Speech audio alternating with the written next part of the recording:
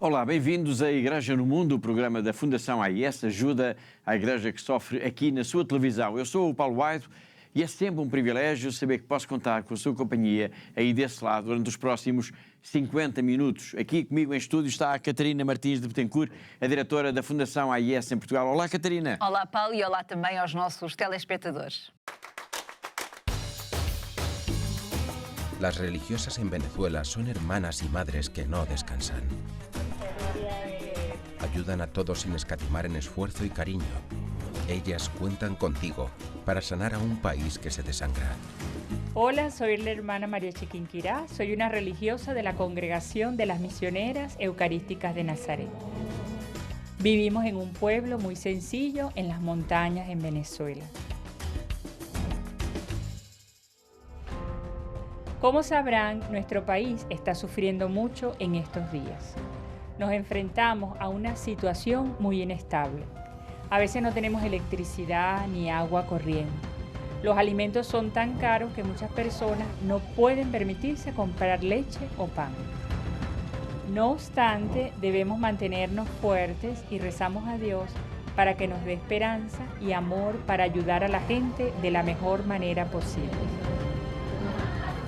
Una manera de ayudar es el comedor que tenemos, para que los niños y otras personas en necesidad puedan comer al menos una vez al día. En nuestro centro de formación enseñamos a las mujeres peluquería y costura, para que puedan aprender un oficio para ganarse la vida. Dios nos ha llamado para estar aquí con nuestra gente. Así que aquí estamos, sirviéndola, apoyándola, estando presentes en sus vidas. Ayuda a la iglesia necesitada, apoya a religiosas de Venezuela, como la hermana María Chiquinquirá, para que puedan tener un sustento y sobrevivir. Haz algo grande por Venezuela. Contigo daremos vida a un país que se muere. Dona.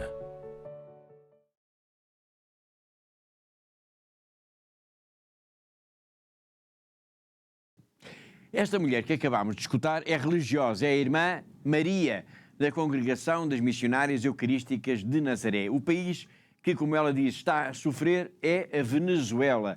Está a sofrer e, acima de tudo, está em mudança. Desde o dia 3 de janeiro, quando o exército dos Estados Unidos foi a Caracas e, numa ousada operação militar, extraiu do país Nicolás Maduro, que agora está preso em Brooklyn, em Nova Iorque, e a aguardar julgamento, desde esse dia que muita coisa tem acontecido. Mas a vida das populações continua difícil, muito difícil. A Venezuela vai ser um dos países em foco no programa de hoje, mas vamos começar por outro país, por outro continente. Vamos até à Nigéria, em África, onde se sucedem as notícias de violência por parte de grupos terroristas que querem impor o Islão, um Islão radical. E o caso mais recente foi na quarta-feira, dia 18. E há pelo menos, e avanço desde já com o número da semana, que é o número 30, há pelo menos, Catarina, 30 mortos por causa deste ataque terrorista. É verdade, Paulo. De facto, nessa quarta-feira, então, dia 18 de fevereiro, houve mais um ataque de extrema violência na Nigéria. Desta vez foi em 7 aldeias de um estado de Kebbi, no noroeste do país, e então estas aldeias foram atacadas por homens armados, por jihadistas, e o balanço é, uma vez mais, e infelizmente catastrófico. Portanto, segundo as autoridades, há pelo menos 30 mortos neste ataque, mas este número poderá ainda ser maior, segundo os socorristas que acudiram ali ao lugar. Bom, nós estamos a falar, neste caso, de um ataque em larga escala, porque foram avisadas 7 aldeias. Exatamente, Paulo, podemos dizer isso, porque foram 7 aldeias e foi, ao que tudo indica, foi de facto um ataque bastante coordenado. Portanto, numa primeira reação, o bispo de Ilorin, Dom Anselmo Lavani, acusou as próprias autoridades de não atuarem com a prontidão necessária, o que tem permitido, desta forma, que os vários grupos armados possam agir quase como que de uma forma impune, não é? Aliás, pouco tempo antes, no dia 3 de fevereiro, houve na região um outro ataque e ainda mais violento do que este. É isso mesmo, Paulo. Ainda foi mais violento porque nesse dia, Paulo, foram atacadas 2 outras aldeias, também na área correspondente à Diocese de Dom Anselmo, e houve pelo menos cerca de 2 centenas de mortos. Além das casas e das lojas que foram incendiadas e, claro, também muitas pessoas em fuga para as matas, no sentido de evitarem, ou tentar evitar que fossem mortos por estes terroristas, Paulo. Bom, exatamente. Nós já falámos disso aqui várias vezes, mas infelizmente, de facto, a Nigéria continua a ser, e pelas piores razões, um dos países mais perigosos em África e no mundo, claro, para os cristãos. E nós referimos agora estes ataques que ocorreram nos últimos dias, nas últimas semanas, e dissemos que foram da autoria de grupos armados jihadistas. Mas a violência na Nigéria é, Catarina, digamos assim, mais ampla e até é consequência de organizações criminosas. Sim, Paulo, há pequenos grupos, há grupos criminosos que fazem, por exemplo, do rapto de pessoas um negócio, não é? Para poderem sobreviver. Mas como o Paulo referiu, de facto, a violência na Nigéria é da responsabilidade, em primeiro lugar, claro, dos grupos terroristas, destes grupos de inspiração jihadista que atuam na Nigéria. O mais conhecido é o Boko Haram, não é? Que já começou, que atua desde no norte e também na região nordeste do país, já desde 2009 que atuam nesta região, e ganhou fama também por causa da brutalidade dos seus ataques, Paulo. Mas há outros grupos terroristas que também atuam na Nigéria. Sim, claro que sim, e são igualmente também organizações terríveis, como por exemplo, Paulo, temos um outro grupo, que é o Grupo do Estado Islâmico da Província da África Ocidental, portanto é este o número do grupo, e é um grupo que também conseguiu nos últimos tempos uma presença também muito importante na zona norte do país, que é uma região, a zona norte da Nigéria é uma região maioritariamente muçulmana, enquanto que o sul da Nigéria é maioritariamente cristão, Paulo. Exatamente. Obrigado, Catarina.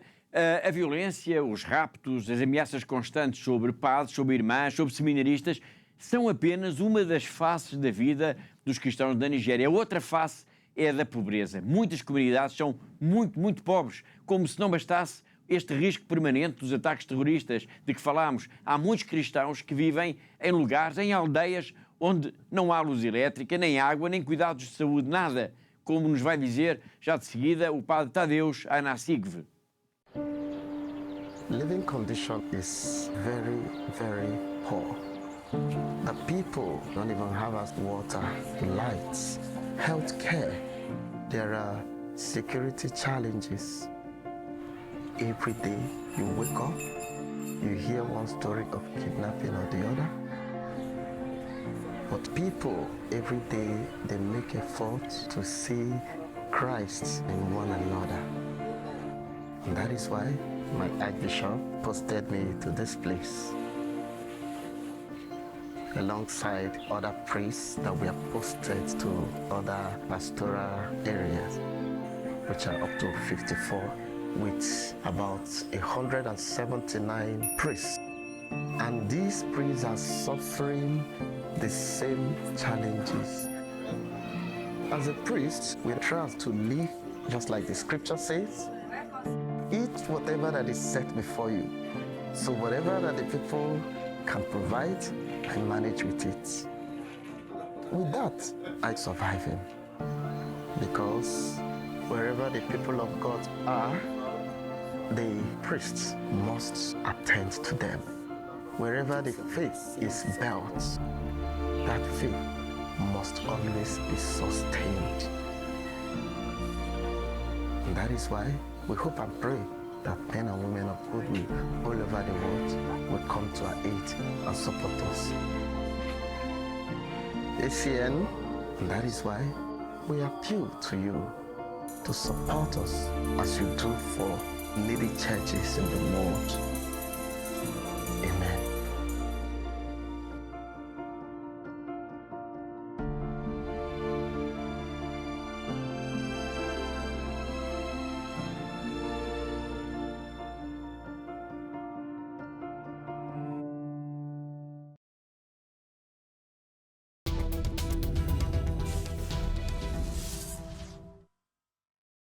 Este relato que acabámos de escutar do padre Tadeusz sobre os seus paroquianos que vivem numa pobreza quase absoluta e que ainda sofrem com a violência terrorista é um retrato cruel, digamos assim, do que é a Nigéria para milhares e milhares de pessoas. E ajudar esta igreja que está ao lado dos que mais sofrem, dos mais pobres, é, podemos dizer, Catarina, uma das principais missões da Fundação AIS. Sim, Paulo, de facto é uma das nossas missões e é para nós extraordinário saber que a generosidade dos benfeitores portugueses tem de facto ajudado a minorar um pouco o sofrimento destas pessoas. E estamos a falar de minorar o sofrimento a pais, a filhos, a idosos, a crianças, todos eles em comunidades inteiras, não é? Portanto, o apoio direto a comunidades inteiras. E, portanto, é fantástico perceber que esta ajuda é de facto um tesouro que nós temos entre mãos, Paulo. Exatamente. Bom, e uma das maneiras de ajudar esta igreja que tanto sofre na Nigéria, por exemplo, é através dos estipêndios de missa. Exatamente, Paulo, é isso mesmo. E cada vez que nós mandamos celebrar uma missa, estamos de facto a ajudar um sacerdote em concreto, não é? Sim. Mas também de cada vez que nós estamos a ajudar este sacerdote em concreto, estamos também a ajudar toda a sua comunidade, toda a população que vive junto de si, a sua paróquia, os seus fiéis. E isto é de facto é muito bonito, é um exemplo muito bonito e é de facto a solidariedade a acontecer à nossa frente, Exatamente. não é? E é muito bom, Paulo, nós sabemos que esta ajuda em concreto é tão importante e faz de facto a diferença e é muitas vezes, e no caso da Nigéria, muitas vezes é de facto essencial para a própria sobrevivência, não só dos sacerdotes, mas toda a comunidade, e isto acontece um pouco por todo o continente africano, Paulo. Exatamente. É o caso, por exemplo, do Malawi, que é um país que está, digamos assim, quase que encravado entre o Moçambique, a Zâmbia e a Tanzânia. E é no Malawi que vamos agora ao encontro de Dom John Ryan, que é um bispo irlandês, um missionário, que está à frente da diocese de Mzuzu e que fez questão de agradecer toda a ajuda que a AIS tem dado à igreja deste país. E entre toda essa ajuda, ele fez questão de sublinhar precisamente a importância dos estipêndios de missa. My name is John Ryan. I'm a member of St. Patrick's Missionary Society, originally from Ireland, and now I am Bishop of Mzuzu Diocese. And I just want to take this opportunity to thank Church in Need and everyone who supports Church in Need for all the support and the help which comes to Mzuzu Diocese through Church in Need. It's substantial support, especially we Church in Need gives us substantial support to our priests in training them, in giving mass statements to our priests. Our priests, they depend on mass statements very, very much, even for fuel for their cars, for repairs to their cars, and for personal needs. They use these mass statements. And the mass statements which we get from Church in Need, we are very, very grateful. But it doesn't end there. Church in Need is so supportive of so many areas, church buildings, hymn books, other church materials, and it's across the board. And we're very, very grateful to Church in Need. And I would like to let you know that we remember you every day in our prayers. And we continue to ask God to bless you and to remain with you and to shower His graces and blessings upon you.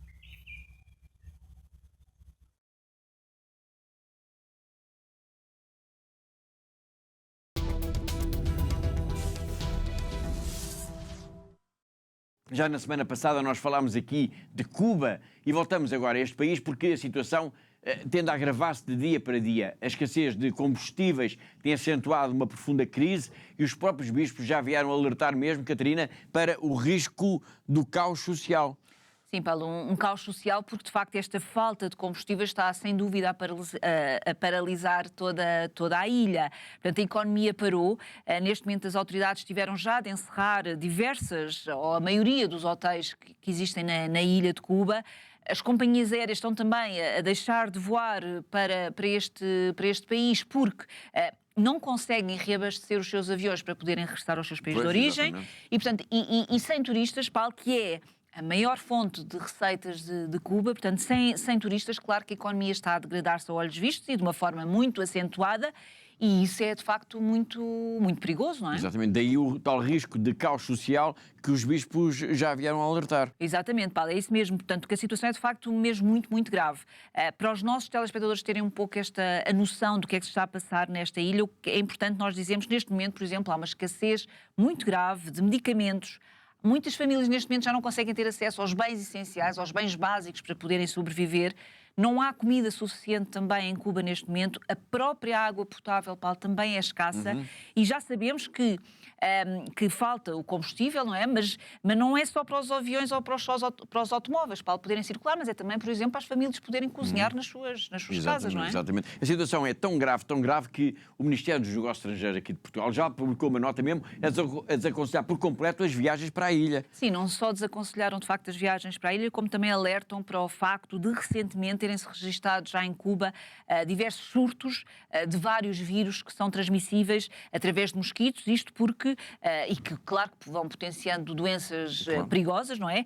Nomeadamente por causa deste consumo de água potável que está a escassear também, ou também de alimentos contaminados. Muito bem. Estamos então a falar de Cuba, da crise em que se encontra o país, principalmente desde que os Estados Unidos atacaram a Venezuela, derrubaram o presidente Nicolás Maduro. Daqui a pouco nós vamos falar disso. E proibiram também este país que exportasse mais petróleo para Cuba. A situação, que já era grave, passou a ser de colapso. Mas a Igreja permanece. Ainda em fevereiro, um padre de Santa Clara, que é uma das 11 dioceses da ilha, enviava-nos uma mensagem a descrever o sofrimento do povo, a urgência da ajuda e a importância da oração. E importa dizer que a Fundação AES está presente em tudo isto, que ele referiu: a oração, a ajuda, a solidariedade e o apoio aos mais necesitados. Soy un sacerdote cubano que trabaja en la diócesis de Santa Clara, Cuba. En este momento, Cuba está transitando por un momento de dificultad, de dolor, de sufrimiento. Cuba vive y sufre y sobre todo padece por momentos en los cuales la incertidumbre y la necesidad no dejan de estar presentes en el latido y en el sentir, no solamente de las familias, de los niños, sino en el latir y el sentir de todo nuestro pueblo. La Iglesia en Cuba intenta ayudar, acompañar en medio de su pobreza, en medio de su fragilidad, en medio de la necesidad por la que todos transitamos, intenta acompañar y cuidar a todo este pueblo que tanto necesita, intenta acompañar, intenta permitir vivir desde momentos de oración, desde momentos de entrega, de compartir, desde las ayudas que se reciben desde fuera de Cuba y el compartir entre las mismas comunidades. Invitamos a todos a rezar por nuestro país, invitamos a todos a acompañar con la oración para que este sufrido pueblo pueda recuperar la auténtica paz, la auténtica fe y volver de nuevamente su corazón a Jesucristo. Agradecemos de un modo particular también que hagamos oración por todos los benefactores que desde ACN y Ayuda a la Iglesia Necesitada colaboran y ponen todo su esfuerzo y empeño para que todo el pueblo cubano pueda al menos respirar con la ayuda que reciben por parte de ellos. Que Dios les bendiga.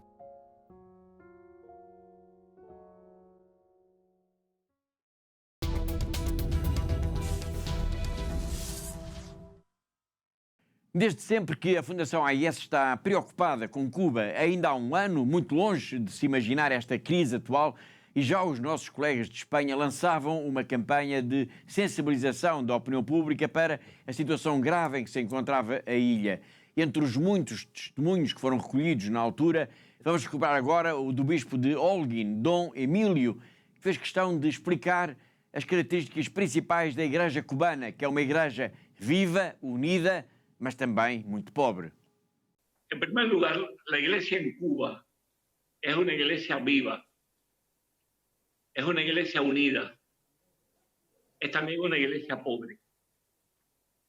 Es una iglesia que a lo largo de todas estas décadas ha ido haciendo su propia espiritualidad. No solamente los obispos, los sacerdotes, los pastores, sino también todo el pueblo de Dios en las comunidades ha ido poco a poco fomentando una espiritualidad que está apoyada en 4 claves del reino de los cielos. el valor de lo poco, el valor de lo pequeño, el valor de lo anónimo y el valor de la gradualidad, del poco a poco, del todo a su tiempo.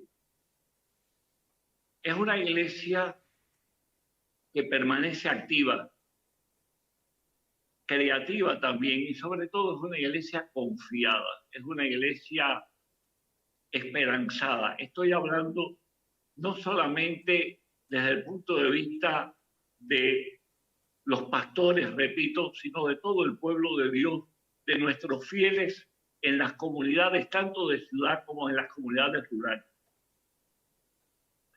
Es una iglesia que, como pueblo que somos, es una iglesia que sufre.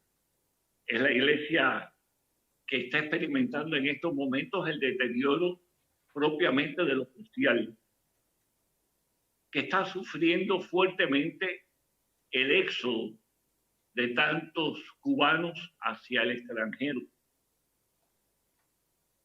la insuficiencia de pastores dentro de quienes han emigrado. También hay pastores, hay sacerdotes, hay diáconos.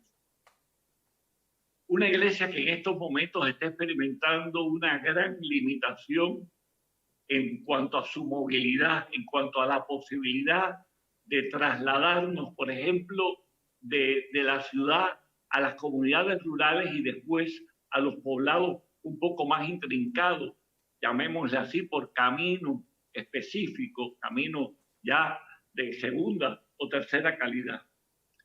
Todo esto por la dificultad que tenemos en el parque de vehículos, que es algo que nos limita mucho porque es un parque muy antiguo.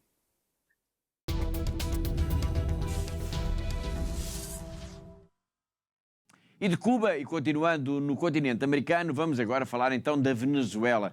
Nós já sabemos que a situação de profunda crise que se vive em Cuba se agravou desde que os Estados Unidos fizeram uma operação militar em Caracas, tirando à força do país o presidente Nicolás Maduro e proibindo desde então, desde o dia 3 de janeiro, a Venezuela de exportar mais petróleo para a ilha cubana. Muito bem, mas como é que está a Venezuela desde esse dia 3 de janeiro? E nós falamos disto porque o governo português veio também, na semana passada, defender uma transição democrática neste país e que os presos políticos têm de ser libertados. Uma posição, Catarina, que vem sublinhar a posição já tomada anteriormente pelos bispos da Venezuela. É isso mesmo, Paulo. De facto, a posição do Governo de Lisboa, no final então da reunião que aconteceu na semana passada, pelos responsáveis das relações externas da União Europeia, vem então dar de facto eco a este pedido, a tudo o que foi defendido pelos bispos da Venezuela, na sua exortação pastoral, que foi publicada então no dia 10 de janeiro,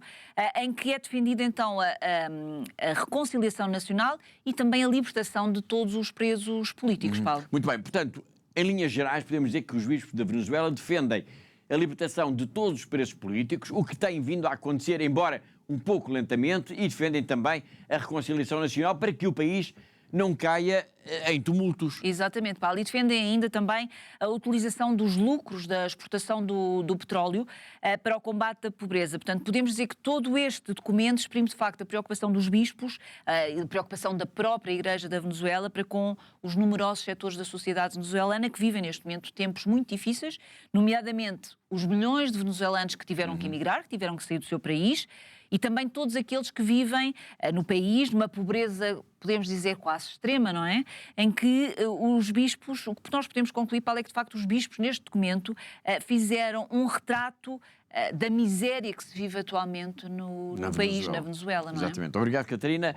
Ninguém sabe, claro, como é que as coisas vão ficar. Não temos o poder da adivinhação, mas já sabemos que a Igreja vai continuar seguramente ao lado das populações, em especial dos mais carenciados. Exemplo desta dedicação ímpar é a irmã Maria, das Missionárias Eucarísticas da Nazaré. Foi ela que nós escutámos logo no arranque do programa de hoje e vai ser com ela, através do seu olhar, das suas palavras, que vamos agora viajar até à Venezuela. Vamos acompanhar um pouco o que é o dia-a-dia destas religiosas, o que é o dia-a-dia destas irmãs que, com o pouco que têm, tentam matar a fome dos mais pobres, tentam aliviar o sofrimento dos mais idosos e dos doentes e tentam, acima de tudo, ser semente de esperança num país que vive tempos muito, muito incertos.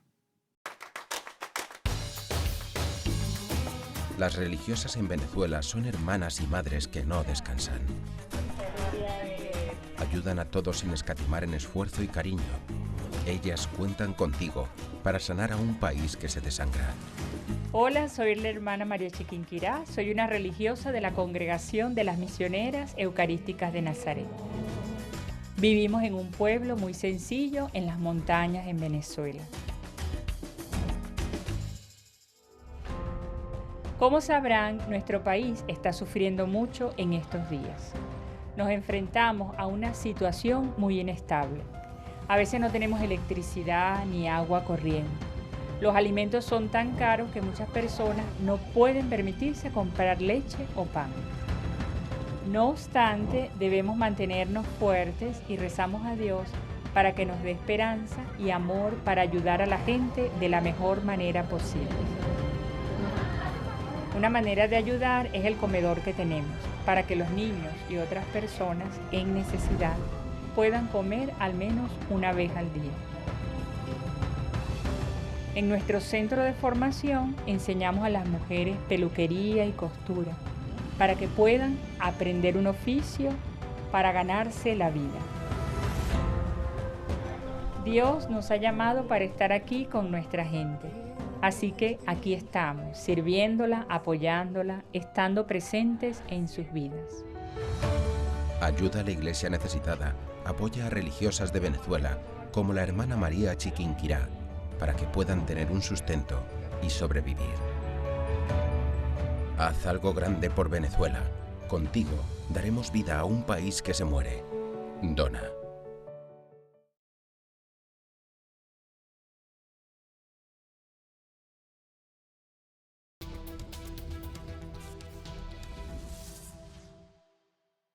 E da história inspiradora da Irmã Maria da Venezuela, vamos agora até à China, mais concretamente até à Diocese de Macau. Vamos ao encontro do nosso correspondente, o jornalista José Miguel Encarnação. O bispo de Macau celebrou a missa que assinalou o início do Ano Novo chinês. Dom Stephen Lee presidiu a Eucaristia que deu início ao Ano Lunar do Cavalo de Fogo, tendo reunido na Sé Catedral alguns sacerdotes e várias dezenas de fiéis que, com o seu prelado, quiseram também celebrar Nossa Senhora da China.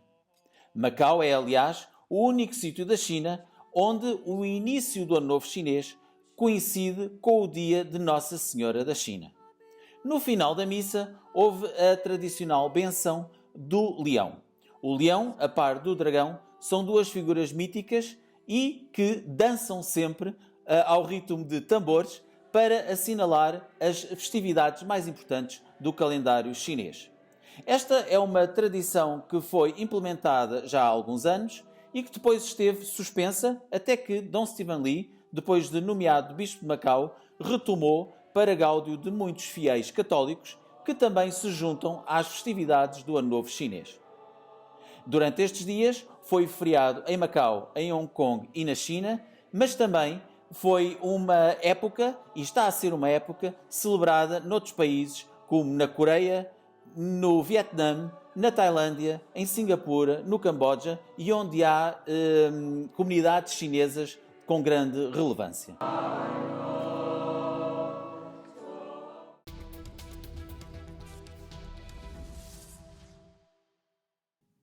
Foi o José Miguel Encarnação, o nosso correspondente em Macau, na China, e assim chegamos ao fim da primeira parte de Igreja no Mundo. Na segunda parte nós vamos falar ainda da campanha que a Fundação AIS lançou aqui em Portugal para a reparação das centenas de igrejas e capelas e centros paroquiais que ficaram destruídos com as tempestades, e vamos falar também da campanha de apoio aos missionários para esta quaresma, e vamos falar ainda, claro, da visita do Papa a Angola e a vários outros países africanos, e vamos também lembrar a Ucrânia, que já está no 5º ano de guerra.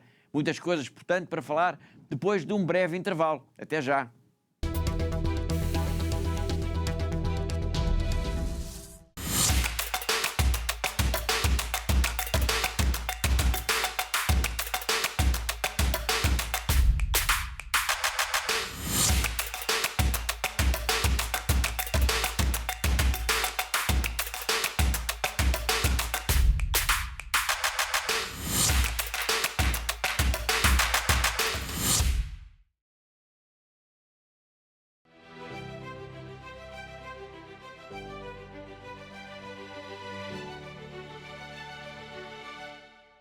We have very beautiful house because you support us. So thank you very much. Thank you. ACN apoya a sacerdotes en todo el mundo con intenciones de misas que nos ayudan tanto espiritualmente como materialmente, para nuestro propio bien y el bien de nuestras comunidades.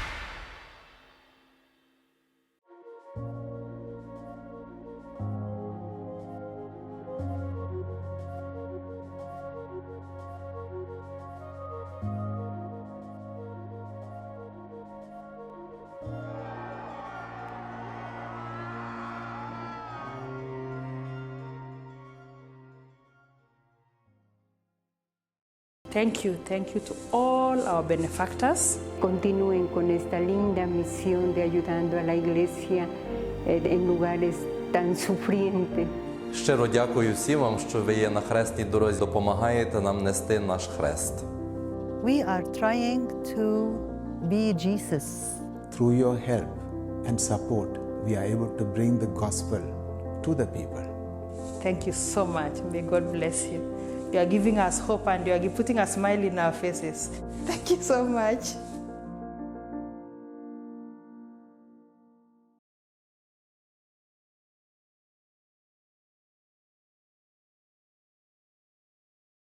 Em pleno século XXI existem pessoas comuns, pessoas como nós, mas que arriscam a vida pela sua fé. São autênticos heróis.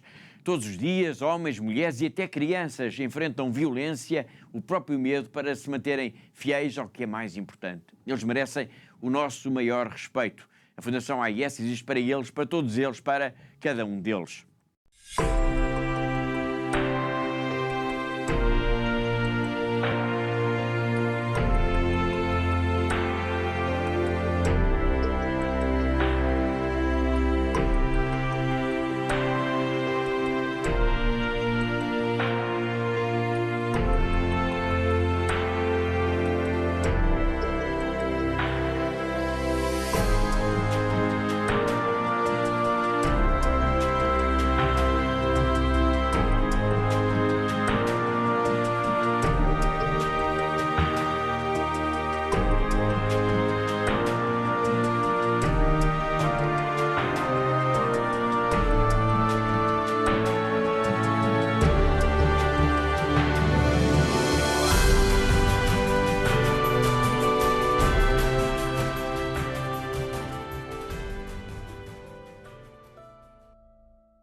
Quanto vale um abraço? Quanto vale um sorriso, um simples sorriso, para quem, por exemplo, está acamado, para quem está doente? Quanto vale o amor? Às vezes nem pensamos nisto, mas o mais importante não se compra com dinheiro, porque é gratuito. E digo isto agora para lançar a campanha da Quaresma que a Fundação AIS está a promover aqui em Portugal e também a nível global. Uma campanha para lembrar o papel único, essencial, precioso mesmo, que os missionários desempenham nos 4 cantos do globo. E hoje vamos conhecer, de facto, um homem especial, um franciscano que se deixou enamorar Catarina pela selva da Amazónia. Sim, Paulo, pela Amazónia, no Brasil, mas ele, na verdade, Paulo, ele apaixonou-se mesmo, foi pelo povo que habita ali, naquela região, portanto, nas margens do Grande Rio. O padre Paulo Braghini, que é franciscano, como o Paulo acabou de dizer, então nasceu em Itália, e desde cedo ele tinha, de facto, este sonho de ser missionário, e isso aconteceu quando ele foi enviado, então, para o Brasil, não é? Exatamente, para um Brasil especial, porque é a região da Amazónia, que é uma região habitada por povos nativos, entre os quais o povo ticuna. Exatamente. E o padre Paulo tem sido, ao longo dos anos, muito mais do que um missionário. É que ele acaba por fazer de tudo um pouco ali naquela região. Claro que ele é padre, não é? Mas também é amigo, é confidente das populações, ele é professor das crianças e dos jovens, ele é médico para todos, quando precisam de alguma coisa, às vezes é até carpinteiro, quando também é necessário fazer alguma coisa, quando é preciso consertar alguma coisa. Mas ele, Paulo, é acima de tudo alguém que de facto está sempre disponível para ajudar a sua comunidade. Não é? Exatamente. E ali na selva, em plena selva da Amazónia, não é fácil estar com as pessoas, porque estas populações vivem às vezes em lugares muito distantes, nas margens do Grande Rio. Exatamente, Paulo, e ele só consegue chegar a essa população ou de canoa ou de barco, não é? Portanto, ou seja, o padre Paulo, como todos os missionários, está sempre de facto a andar de um lado para o outro, sempre muito ocupado, claro, para estar com o seu povo, para estar com os habitantes locais. E é de facto... É muito gratificante saber que estes barcos, estas canoas que são usadas então por este padre e por outros, são oferecidas à Igreja pela solidariedade dos nossos benfeitores, como também são, por exemplo, as Bíblias ou todo o material catequético que é necessário para aquelas comunidades. Portanto, é muito gratificante, Paulo, sabermos que nos confins da Amazónia há sinais da ajuda dos benfeitores portugueses da Fundação AIS e de todos os outros. Portanto, há sinais da ajuda dos benfeitores da AIS de todo o mundo, até ali na Amazónia, Paulo. De facto, é extraordinário isso, exatamente. Bom, vamos então ao encontro de Frei Paulo Braghini, um frade franciscano que está nos confins da Amazónia brasileira.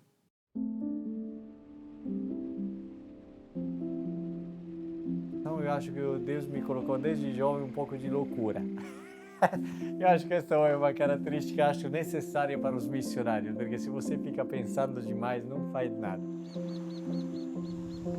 Todos os freis que passaram já morreram, foram desgastados pelo clima bonito, mas feroz, às vezes, da Amazônia.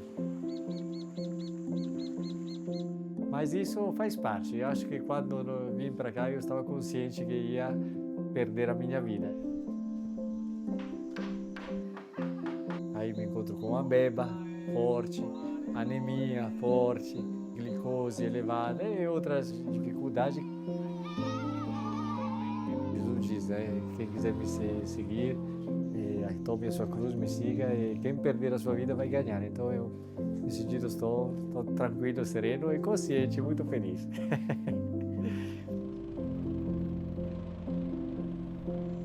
Kure ni kare no te dau ka nera ta luda ta na ku magni nyu nya ku ti ko na ku nya na ri kwaga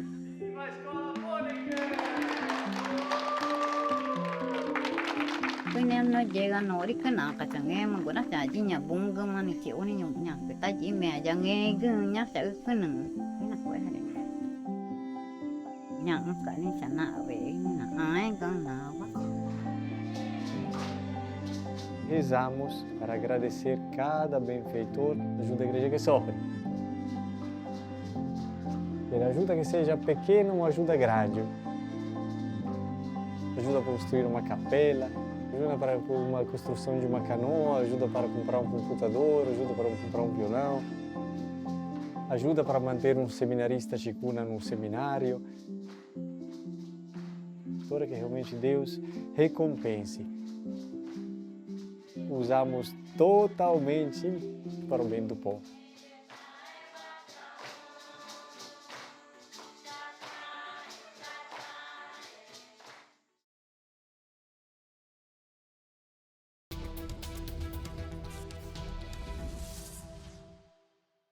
E do Brasil, e já no final do programa, vamos agora falar ainda de Angola e da Ucrânia. De Angola, porque o Papa vai a este país africano de língua portuguesa, e temos de falar da Ucrânia para continuar a assinalar por aqui o início da invasão, a 24 de fevereiro de 2022, invasão que provocou uma guerra em plena Europa, guerra que já vai no 5º ano consecutivo. Mas para já, o nosso foco vai para Angola. O Papa vai a este país e nós convidamos o padre Tony Neves para nos falar da importância desta visita e também dos desafios que se colocam à Igreja local. Já o vamos escutar. Para já, Catarina, o que é que podemos adiantar sobre esta visita? Bom, Paulo, para já há uma novidade que é importante nós darmos aqui aos nossos telespectadores, é que o Vaticano já anunciou então as datas para esta visita, que não inclui não só Angola, mas também vai à Argélia, vai aos Camarões e vai também à Guiné Equatorial.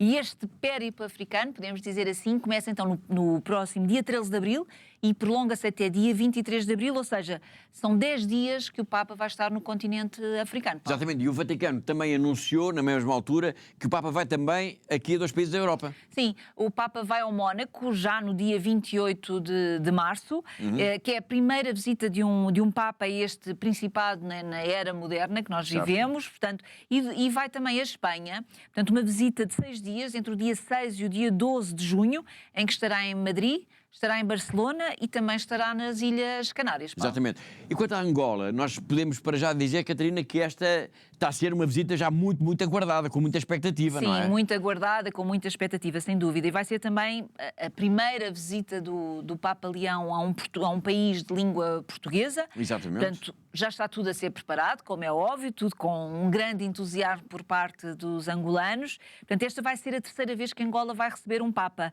Depois da visita de São João Paulo II, isto em 1992, portanto já no século passado, e depois já no início deste século, o Papa Bento XVI então esteve também em 2009 em visita a Angola. Paulo. Muito bem, então e que país é este? Que país é Angola que o Papa vai visitar? Bom, Paulo, podemos dizer que Angola é um país de muitos contrastes, não é?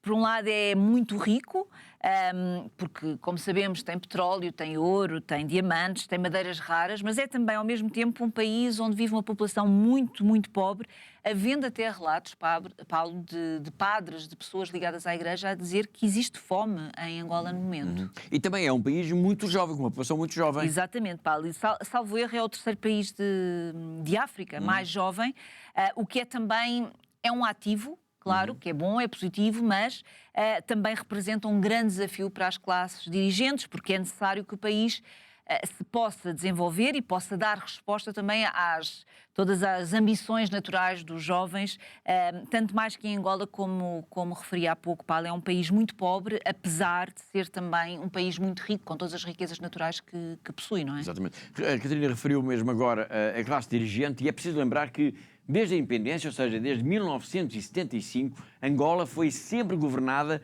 pelo mesmo partido político, que é o MPLA. Exatamente. E esse imobilismo é também visto pelos próprios jovens, Paulo, com desconfiança, não é? Porque quando um partido se mantém no poder durante tantos anos, durante décadas, normalmente isso abre portas à corrupção e isso acentua-se, como é óbvio, num país como Angola, que tem muitas riquezas naturais, não é? Exatamente. Obrigado, Catarina, obrigado por este raio-x a Angola, para esta análise. Vamos então agora ao encontro do padre Tony Neves, que nos vai continuar a falar das visitas do Papa à África, destas visitas que já andamos por aqui a abordar nas suas linhas principais. E hoje o padre Tony Neves vai referir-se então a este anúncio oficial dos países que Leão XIV vai visitar, um anúncio formal que aconteceu na quarta-feira, dia 25. De facto, a Igreja Católica é uma instituição que está a dar cartas e Angola está a beneficiar com isso e naturalmente que o povo angolano, no seu geral, está do lado da Igreja Católica e por isso a visita do seu líder máximo é esperada com expectativa e será naturalmente um Papa muito bem recebido, como aliás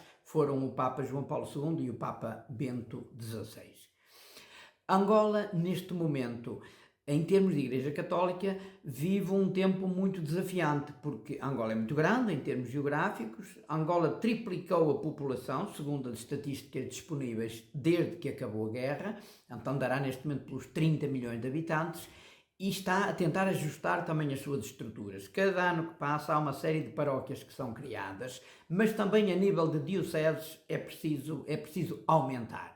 É verdade que a Ganda foi há pouco tempo criada como diocese, há uma outra diocese que está em estudo e não é novidade para ninguém, o Lubango deverá ser dividido em 3, fala-se de Caconda, fala-se da Matala, o Mochico terá que também dividir, é enorme, a geografia é muito grande.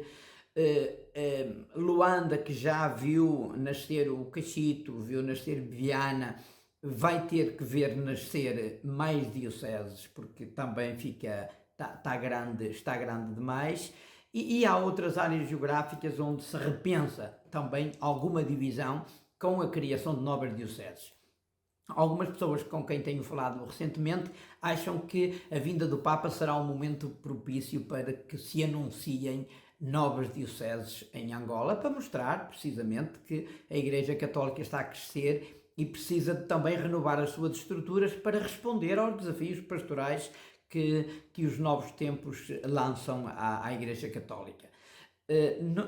Num dos próximos vídeos eu vou falar de desafios mais concretos, sobretudo desafios pastorais, e depois os compromissos da Igreja pela paz, pela pacificação de um país que está a acontecer, mas também pelo progresso, o seu desenvolvimento humano integral e por tudo aquilo que pode significar um compromisso por uma Angola mais livre, mais democrática, mais popular, mais justa.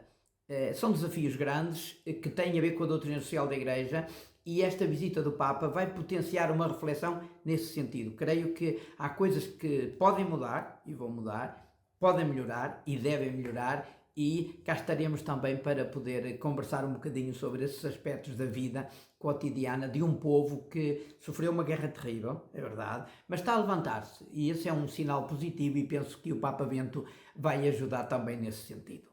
Uma boa tarde.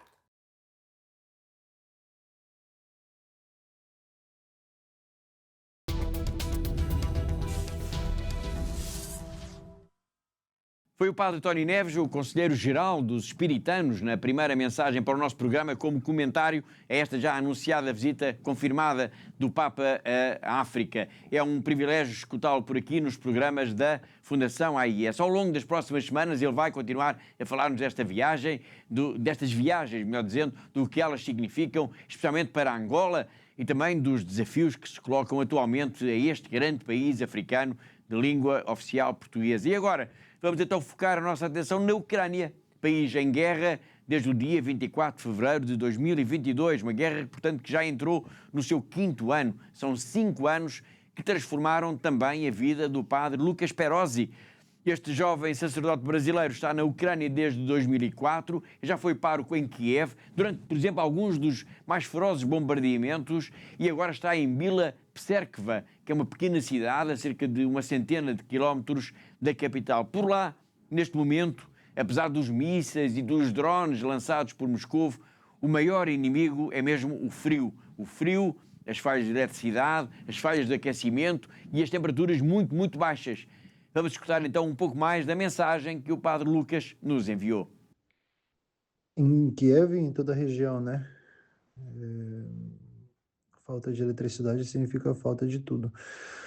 Porque nos edifícios altos só tudo funciona à base de eletricidade. E aqui onde eu moro também, é a mesma coisa. Eu tenho um povoado aqui que dizem... Eles dizem que dão para eles eletricidade às vezes 2 horas, às vezes 3 horas por dia. Então passo o dia inteiro sem eletricidade.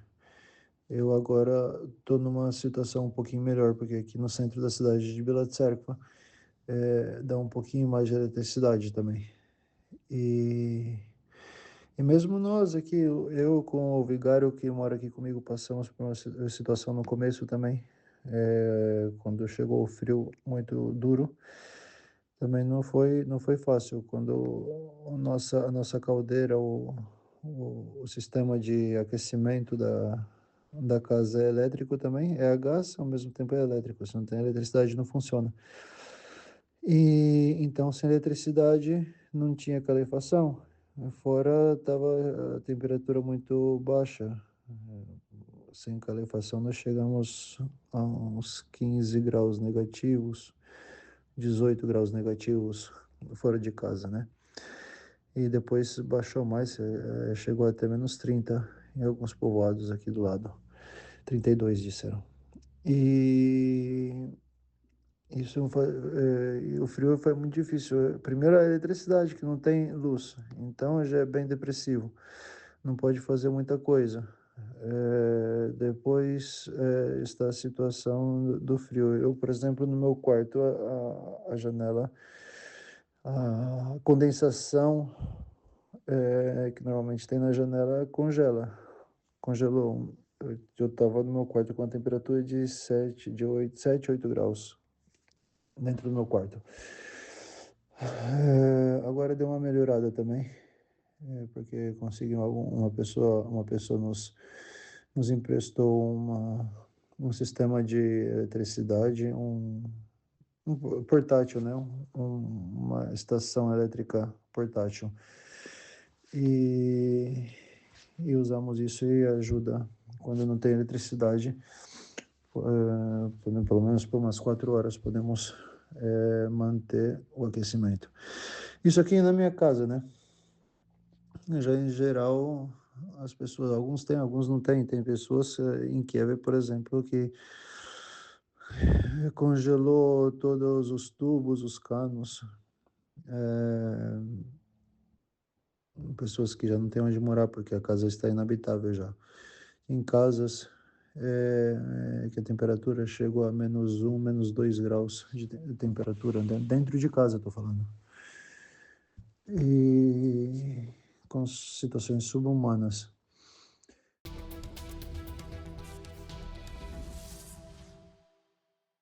Foi o Padre Lucas, desde Bila Pserkva, uma mensagem para o nosso programa e que vamos ainda retomar na próxima semana. Mesmo a fechar o programa de hoje, temos ainda de lembrar, claro, a campanha especial que a Fundação AES está a promover aqui em Portugal para a reconstrução de igrejas, de capelas e outros edifícios que ficaram destruídos ou muito danificados com o temporal.